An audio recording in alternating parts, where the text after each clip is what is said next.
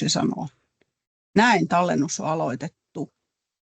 Eli todellakin tervetuloa Pienet askeleet kulttuuriin -selvityksen julkistamistilaisuuteen ja samannimisen hankkeen päätöswebinaariin. Minä olen Henna Kojonieminen, Suomen lastenkulttuuriliiton järjestöpäällikkö, ja tässä alussa kerron vähän hankkeen taustoja ja mikä organisaatio oikeastaan on Suomen lastenkulttuuriliitto niille, jotka eivät ehkä tätä meidän verkostoa ja organisaatio tunne. Ja sen jälkeen päästään meidän hankkeen liiton koordinaattori Tetti Tuhkion ääneen. Tetti kertoo meille tästä selvitysprosessista ja sitten myöskin selvityksen sisällöistä. Ja todella tilaisuuden päätteeksi on sitten mahdollisuus kysymyksille ja kommenteille. Mutta sen pidemmittä puheitta tässä lyhyesti siitä, että mikä organisaatio on Suomen lastenkulttuuriliitto. Me ollaan tosiaankin lastenkulttuuritoimijoiden valtakunnallinen keskusjärjestö. Edistetään alan vaikuttavuutta, tunnettuutta ja ammattilaisten osaamista ja ylläpidetään lastenkulttuuriverkostoa. Meidän toiminta on erilaisia ohjelmia, hankkeita, projekteja ja vaikuttamistyötä lastenkulttuuriedellytysten edistämiseksi Suomessa.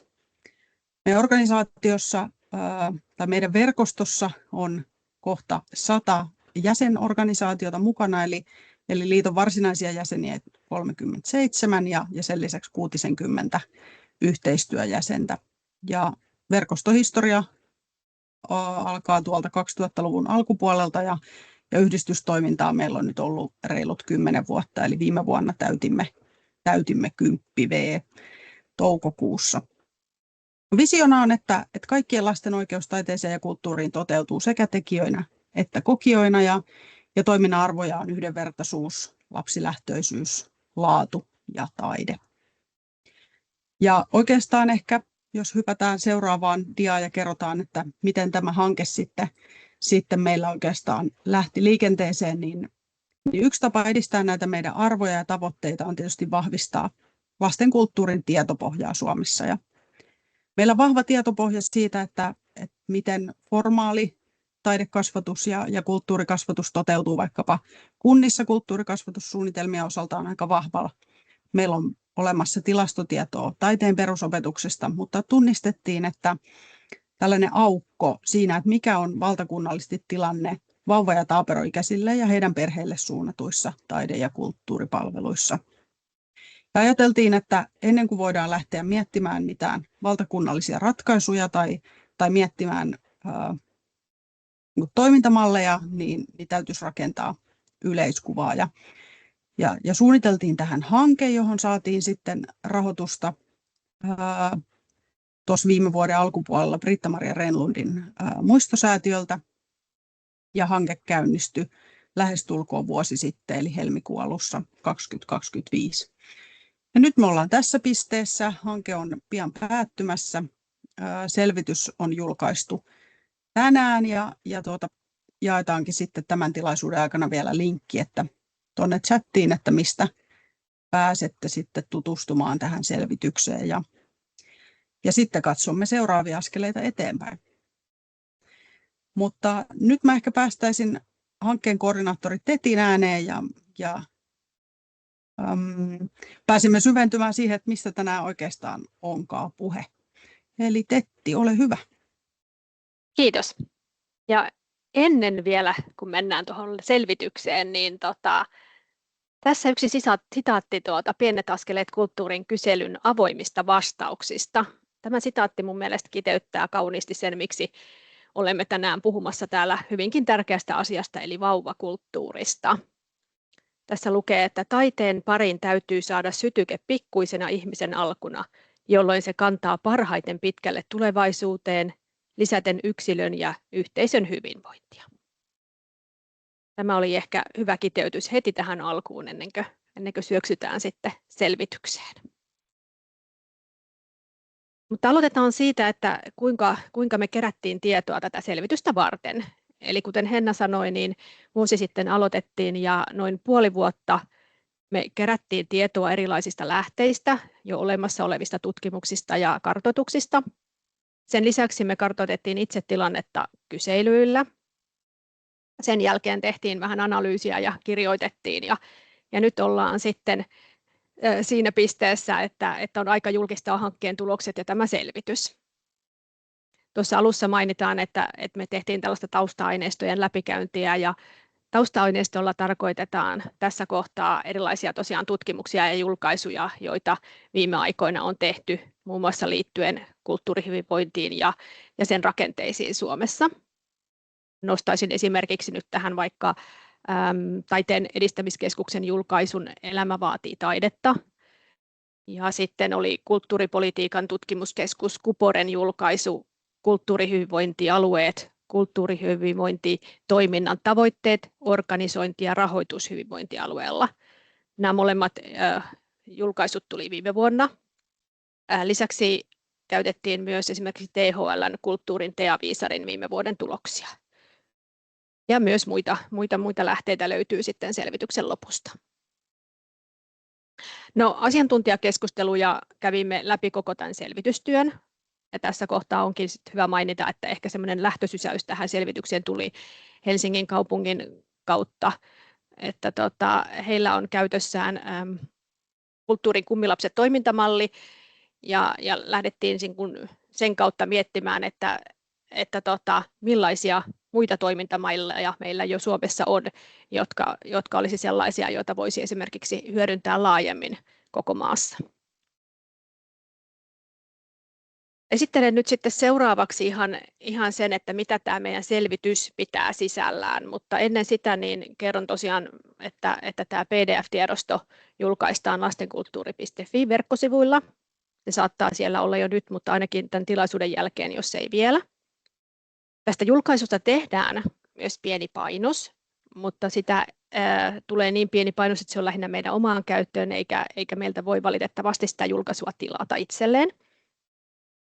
Ja ehkä syytä vielä mainita, että tämä julkaisu ei ole mikään päivittyvä dokumentti, eli ne tiedot, mitä siinä nyt on esimerkiksi toimintamalleista, niin me ei tulla jatkossa päivittämään sinne uusia tai lisäämään, jos joku on jäänyt puuttumaan. Julkaisu on toistaiseksi saatavilla vain suomeksi, että yritämme saada myös rahoitusta sitten mahdollisesti myös ruotsinkieliselle käännökselle tähän myöhemmin.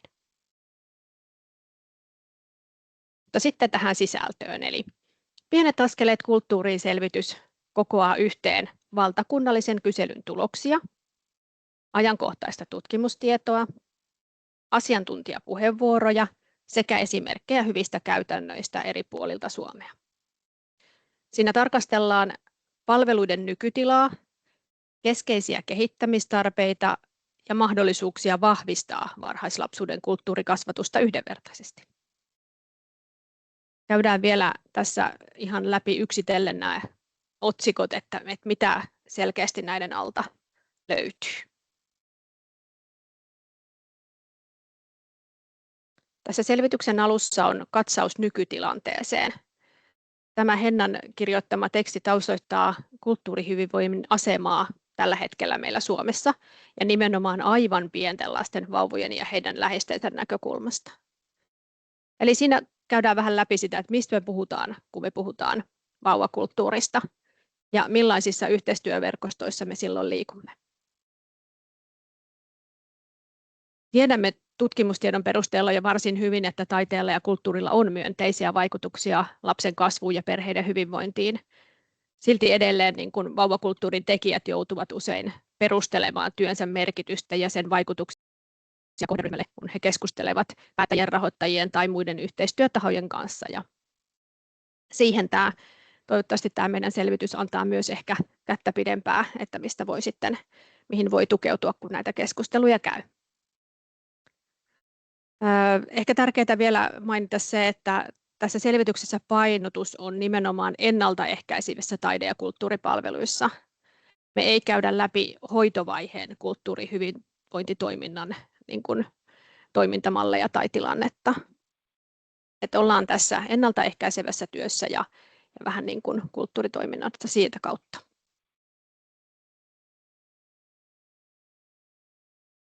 No sitten tämä itse kysely ja sen tulokset.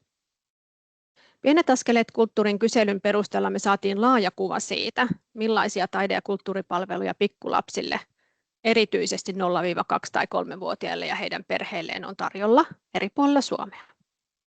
Saatiin myös tietoa siitä, miksi niitä järjestetään, mitkä ovat haasteita ja millaisia mahdollisuuksia tälle toiminnalle kentällä työskentelevät tällä hetkellä näkevät olevan tulevaisuudessa.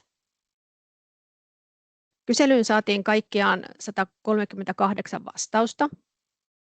Vastaajista 66% edusti kuntaorganisaatioita, 19% kolmannen sektorin toimijoita, 4% hyvinvointialueita ja 1% seurakuntia. 10% ilmoitti edustavansa jotakin muuta, kuten yksityistä tai julkisrahoitteista museota, taiteen perusopetuksen oppilaitosta tai yritystä tai yksityisyrittäjänä toimijaa.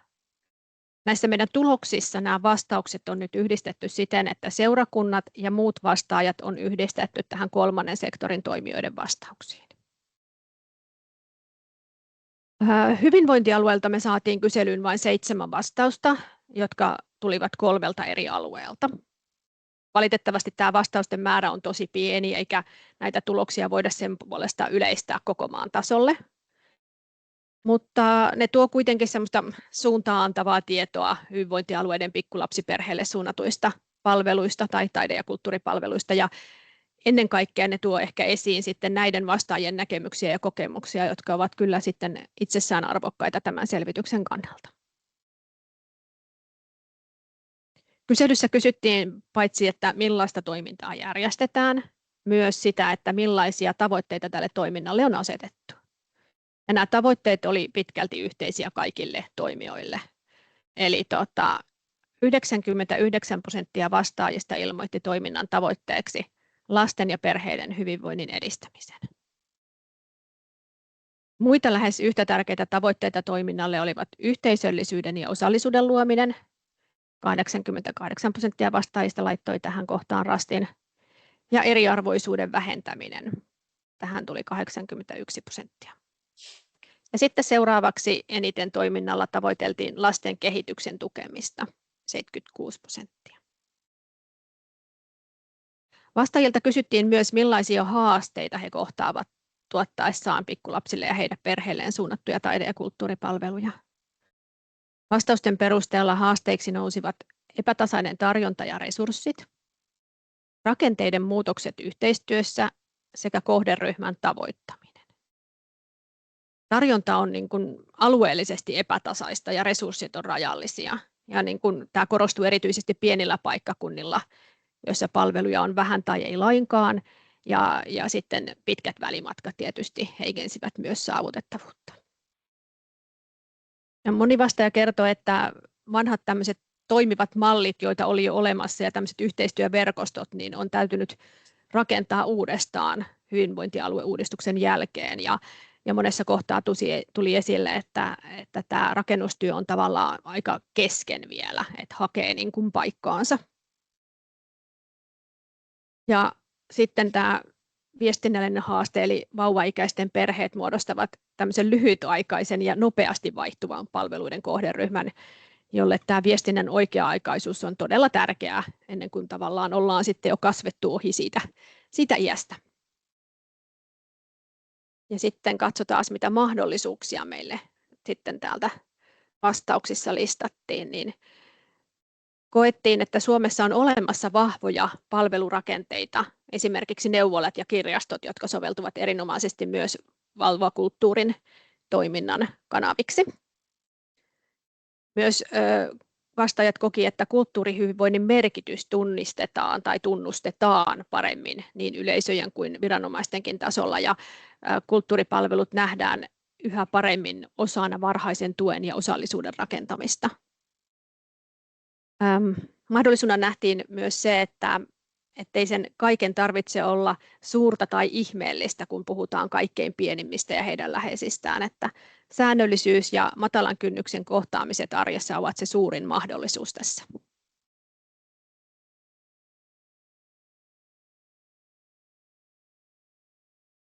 No, sen lisäksi, että meillä tosiaan kyselyssä kartoitettiin taustoja, niin meillä oli alusta asti tavoitteena se, että kokoamme yhteen myös kaikki löytämämme käytössä olevat tälle kohderyhmälle suunnatut hyvät käytännöt ja toimintamallit tähän yksiin kansiin. Ja tähän julkaisuun on nyt koottu laaja joukko pikkulapsille ja heidän perheilleen suunnattuja toimintamalleja, joita on käytössä eri puolilla Suomea. Ja vaikka näitä malleja on kuvattu tosi paljon, niin ei tämä lista missään nimessä ole täydellinen tai kattava tai absoluuttisesti oikein, että sieltä varmasti jotakin puuttuu. Mutta se antaa kuitenkin varsin hyvän käsityksen siitä, millaista toimintaa on tarjolla ja millaisessa yhteistyössä näitä toimintoja meillä Suomessa tehdään. Toimintamallien jaottelu erilaisten kategorioiden tai otsikoiden alle niin tuotti ehkä eniten päänvaivaa, eikä ollut missään nimessä helppoa, koska useimmat mallit olisivat sopineet esitettäväksi ihan useammankin otsikon alle. Ja joutui välillä vähän niin kuin miettimään, että miten tämä rakennetaan ja miten nämä tänne kuuluu. Mutta johonkin oli päädyttävä ja tässä dialla nyt näette sitten tämän lopullisen jaottelun. Lähtökohtana tässä jaottelussa on ollut lähinnä se, että missä se lopullinen taide- ja kulttuuritoiminta tapahtuu, ei ehkä niinkään se tilaaja, sen järjestäjä tai kutsun välittäjä. Ja tässä kohtaa on ehkä syytä sanoa tai korostaa sitä, että tämä ei ole nyt menetelmäopas, eli tämä on selvitys siitä, mitä on olemassa ja tarjolla. Julkaisussa on vain niin kuin kuvattuna kerrottu se toimintamallin nimi ja siitä on sellainen lyhyt kuvaus. Ja lisäksi kerrotaan toiminta-alue, jossa sitä järjestetään ja joissain kohtaa on sitten useampia esimerkkejä, mutta näissä ei kuvailla sitä menetelmää millään tapaa. Eikä ollut tarkoituskaan.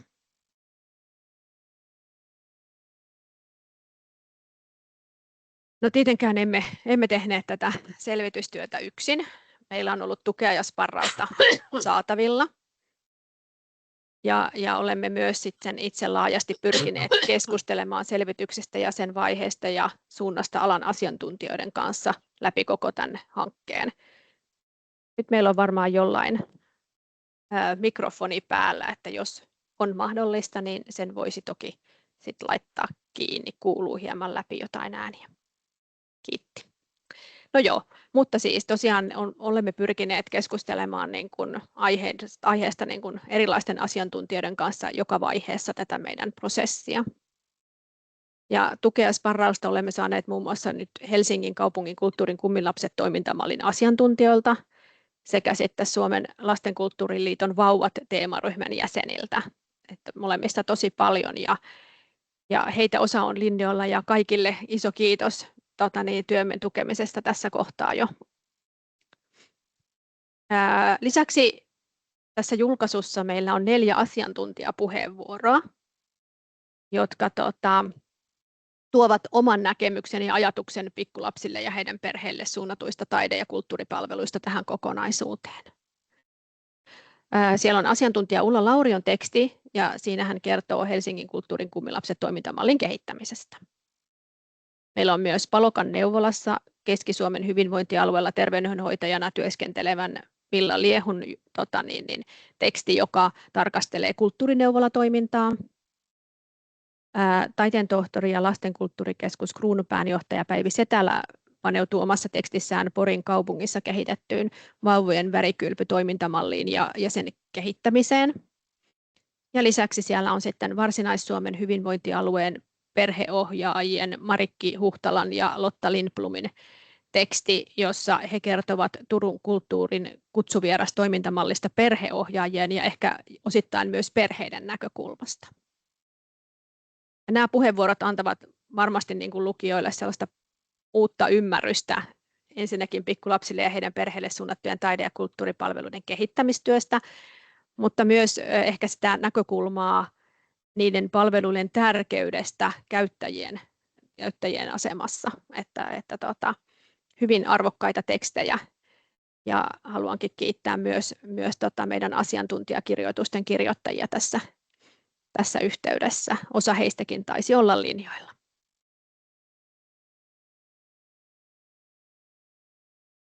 No, tähän väliin toinen sitaatti kyselyn avoimista vastauksista.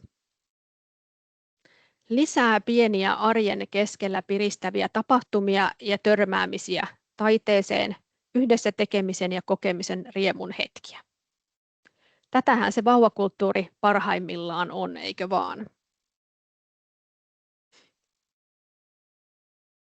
No ennen kuin mennään ihan tuohon selvityksen loppupäätelmiin, niin otan esille tämän kulttuurikasvatussuunnitelmat. Tässä tutkimuksessahan pääpaino meillä oli toiminnassa, johon pikkulapset eli 0-2-3-vuotiaat osallistuvat oman aikuisen kanssa. Ja kuntien kulttuurikasvatusohjelmat on yleensä suunnattu varhaiskasvatuksen piirissä oleville lapsille ja näihin tapahtumiin lapsi osallistuu sen oman ryhmän ja mukana tulevan aikuisen kanssa. Mutta koska saadut vastaukset tuotti paljon tietoa myös alle kouluikäisten lasten kulttuurikasvatussuunnitelmista, niin kokosimme näistä vastauksista sitten oman lyhyen osion tähän selvitykseen. Mitä voidaan yleisesti todeta on, että varhaiskasvatuksen kulttuurikasvatussuunnitelmat ovat viime vuosina yleisesti tosiaan yleistyneet nopeasti kunnissa ja tätä samaa vahvistaa myös Suomen lastenkulttuuriliiton vuosittainen valtakunnallinen kulttuurikasvatussuunnitelmien kuntakysely. Viime vuonna tähän kyselyyn vastanneista kunnista, joissa on laadittu kulttuurikasvatussuunnitelma, niin näistä 67% peräti kertoi, että se kattaa myös varhaiskasvatuksen. Samaan aikaan meidän on kuitenkin syytä muistaa, että suurin osa lapsista tulee Suomessa varhaiskasvatuksen piiriin vasta noin 1,5–2 vuoden iässä, mikä tarkoittaa, että merkittävä osa näistä pikkulapsista ja heidän perheistään jää siis siltikin näiden toimintojen ulkopuolelle. Ja tästä ehkä ikään kuin lievänä aasinsiltana voisi kysyä, että voisiko meillä olla sellainen kansallinen toimintamalli tai kulttuurikasvatuksen polku myös näille ihan pienille.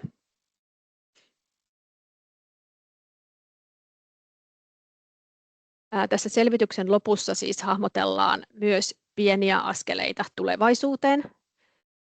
Sellaisia askeleita, joiden avulla jokaisella pikkulapsella ja hänen perheellään tai läheisillään olisi mahdollisuus kohdata taidetta ja kulttuuria arjessaan.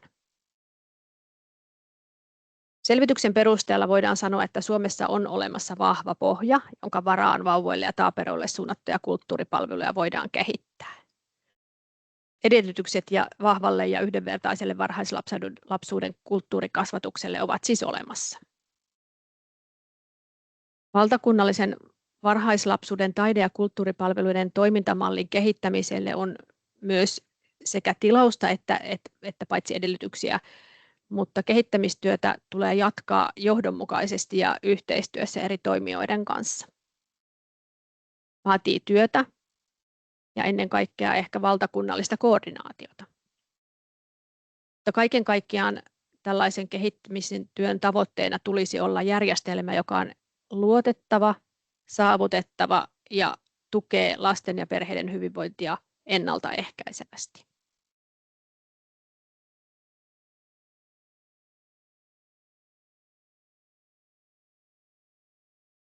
No tässä vielä yksi nosto, jossa mun mielestä kerrotaan hyvin, että millainen tilanne maassamme tämän vauvakulttuurin saralla tällä hetkellä aika monella paikkakunnalla on. Jos olisi enemmän rahaa, voisimme tarjota enemmän, mutta toimimme verkostomaisesti hyvässä yhteistyössä paikallisen kolmannen sektorin kanssa ja saamme pienin resurssein hämmästyttävän paljon aikaan. Tämän tyyppisiä vastauksia tuli paljon tähän kyselyyn.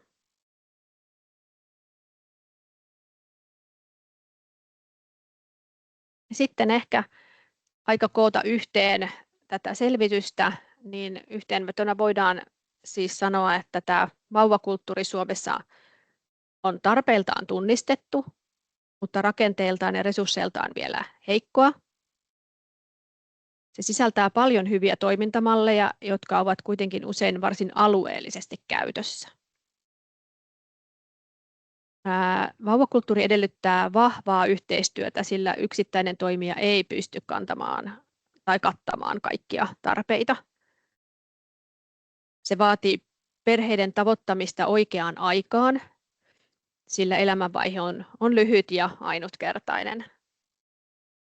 Vauvakulttuuri rakentuu kuntien ja hyvinvointialueiden kulttuurihyvinvoinnin yhdyspinnoille. Ja ennen kaikkea se hyötyy pienistä teoista. Matalan kynnyksen arkilähtöiset kulttuurikokemukset tukevat lapsen kehitystä ja perheen hyvinvointia. Tässä ehkä nyt sitten se loppupäätelmä ja kiteytys, mitä tässä esityksessä halusin teille kertoa. Toivottavasti teillä on tämän jälkeen aikaa ja innostusta tutustua selvitykseen tarkemmin.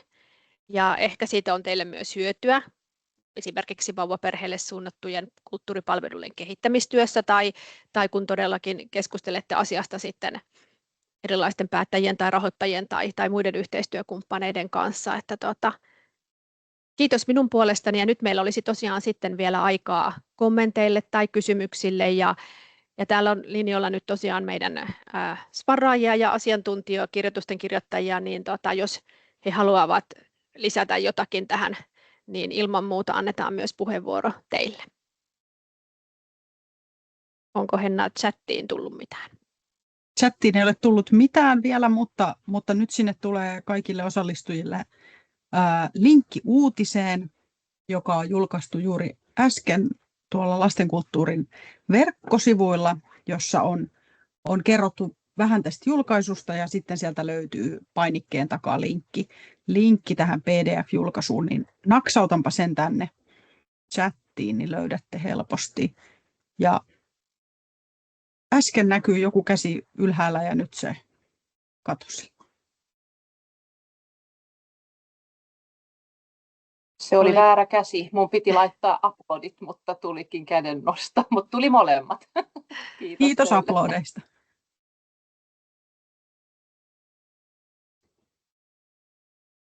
Outi siellä pyytää, saisiko edellisen dian? Tuliko näkyviin? Taisi tulla. Näkyy.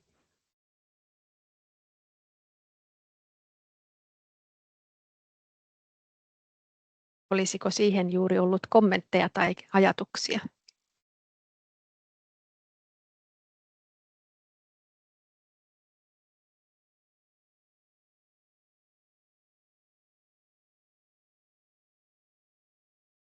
Ullalla siellä käsi, ole hyvä.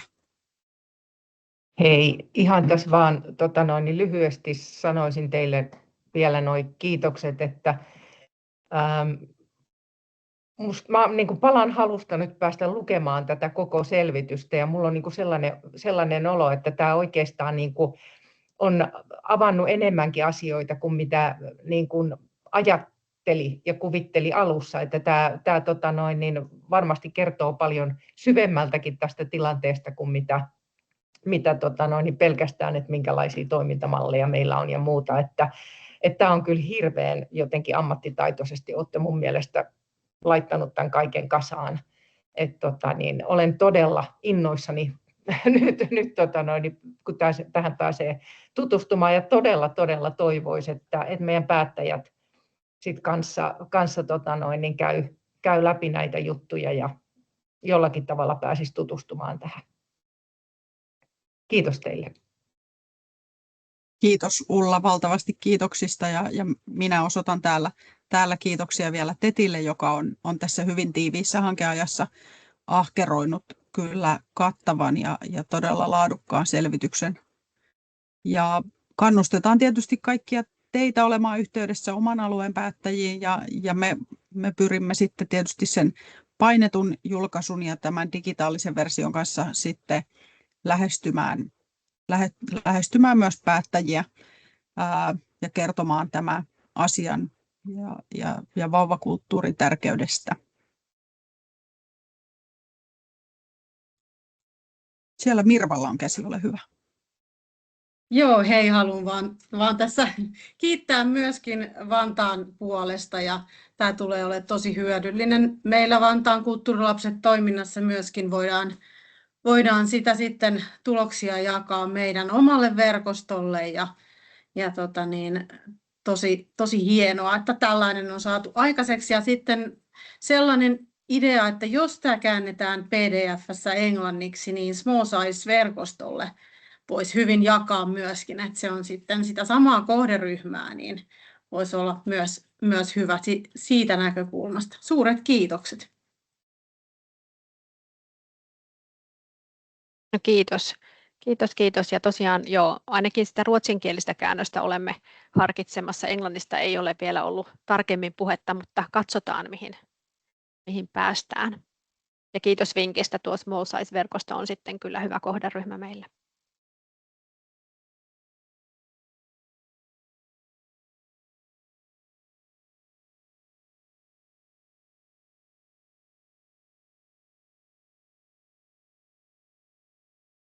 Oliko mitään muita ajatuksia vielä jollakin tähän liittyen? Tai haluaako katsoa jotakin muuta diaa tästä? Voin niitä vielä sitten liikutella, jos haluaa palata johonkin.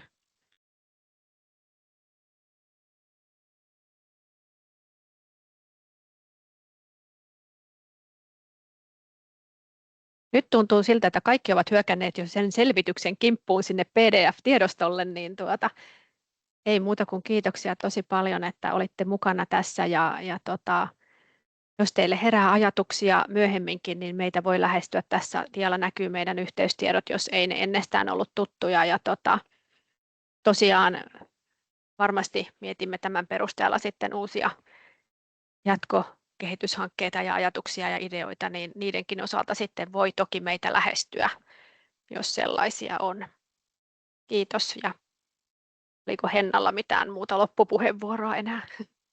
Ei muuta kuin kiitos kaikille osallistuneille ja todellakin tallennus tästä sitten löytyy vielä tämän päivän aikana tuolta Lastenkulttuurin YouTube-kanavalta, niin jos tiedätte, että on kollegoita tuttuja, joille tämä olisi kiinnostava asia, niin linkkiä saa jakaa ja lisätään se tuohon edellä jaettuun uutiseen vielä, niin löytyy helposti. Ja olkaa yhteydessä soittelemalla sähköpostilla, jos tulee yhteistyöehdotuksia, palautetta, kehitysideoita, mitä tahansa vinkkejä, niin ollaan kaikesta ehdottoman kiinnostuneita.